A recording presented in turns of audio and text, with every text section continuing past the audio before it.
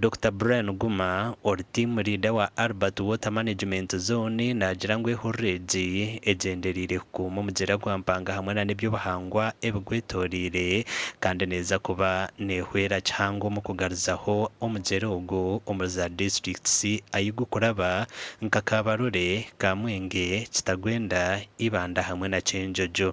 And we are going to focus on use of nature-based solutions to address the issue of water security, and that is reforestation of about 100 hectares of land, more than 100 hectares of land, and then also wetland demarcation and restoration of more than 100 hectares. The biggest challenge you'll find are plastics. The biggest challenge you'll find is pollution of the whole system. And this one has to be addressed, one through mindset, a change, but also through various types of advocacy, especially through media and publications.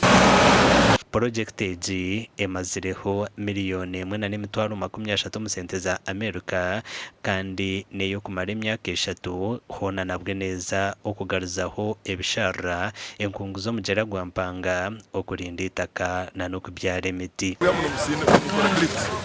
Dr. Karist Tindumugaya okurugo Ministry y'ebyamizi hamwe na n'obuhangwa kandi wajwekera Minister yashaba kwabaho kukoresa kurungi sente okwenda ngo ebigendererwa byabo mu project egi bikashikira. Other partners current remedial actions represent a small coverage of the catchment. It is estimated that these activities are covering about 20% of the total area of the catchment.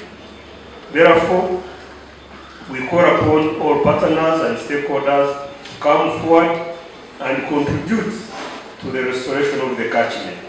And if we have told them to leave, we must provide an alternative source of livelihood to such people, but also we must provide alternative systems. Amakuru agagasha kwa Jonathan Tsingwiri.